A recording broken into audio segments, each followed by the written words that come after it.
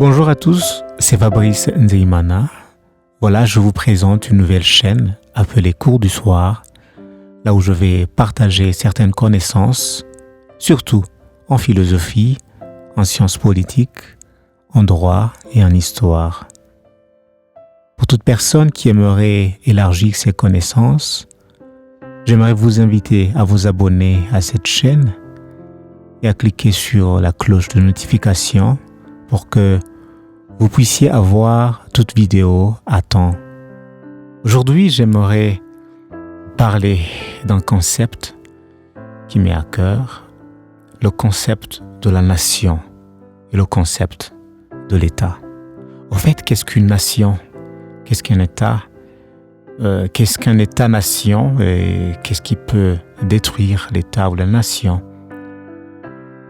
Si vous êtes étudiant à l'université, étudiant en droit ou étudiant en sciences politiques, sûrement que vous vous êtes déjà posé cette question. Mais là, j'aimerais vous faire part de quelques notions qui pourraient vous aider.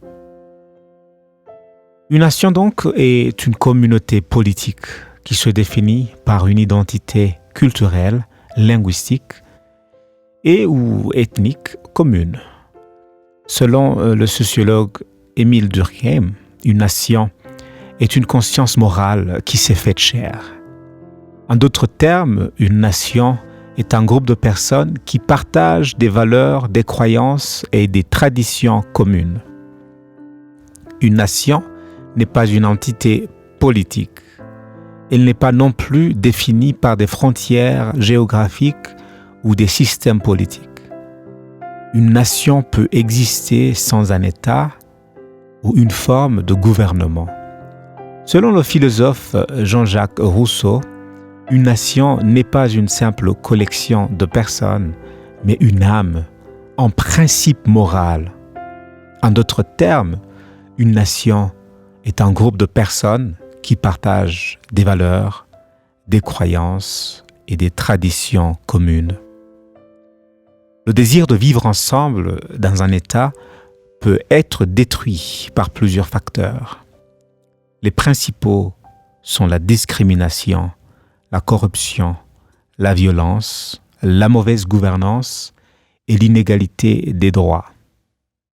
La discrimination peut créer des divisions entre les citoyens et les groupes, ce qui peut entraîner une méfiance et une hostilité entre eux.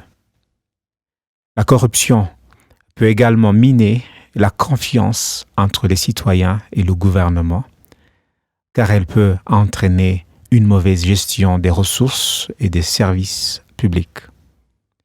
La violence peut également créer une atmosphère de peur et d'insécurité, ce qui peut conduire à un manque de confiance entre les citoyens et le gouvernement. La mauvaise gouvernance peut également entraîner une mauvaise utilisation des fonds publics et des mauvaises politiques qui ne sont pas bénéfiques pour la population. Enfin, l'inégalité des droits peut créer des inégalités entre citoyens, ce qui peut conduire à des tensions. L'État et la nation sont des concepts qui sont souvent confondus, mais qui sont en fait très différents. Selon le philosophe politique John Stuart Mill, un État est une communauté politique qui a le monopole de la force légitime dans un certain territoire. En d'autres termes, un État est une entité politique qui a le pouvoir de légiférer et d'imposer des lois à ses citoyens. D'autre part, la nation est un concept plus large qui englobe l'État. La nation est une communauté de personnes qui partagent une histoire, une culture et des valeurs communes.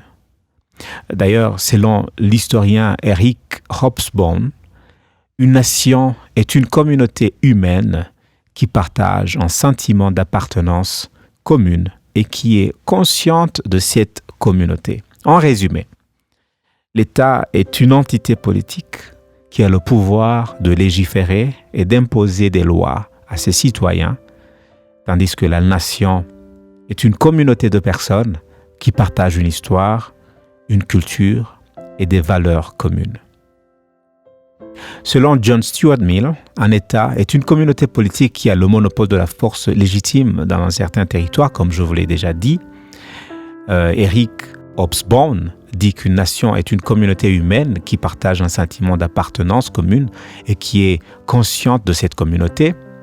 Mais comprenez qu'un État-nation, cette fois-ci, est un État qui est composé d'une population qui partage une même culture, une même langue et une même histoire. Il est généralement défini par des frontières politiques et géographiques clairement définies. Les États-nations sont généralement considérés comme le type d'État le plus commun et le plus stable. Alors je ne sais pas si j'ai pu expliquer ce concept de nation ou ce concept d'État-nation, mais vous pouvez écrire dans les commentaires, me dire ce qu'il faudrait ajouter peut-être la fois prochaine, mais j'aimerais vous faire part de ces petites vidéos juste pour donner un peu d'éclaircissement sur certaines notions qui nous échappent, certaines notions qui sont d'ailleurs simples, mais des notions qui échappent à notre entendement. Merci et à la prochaine.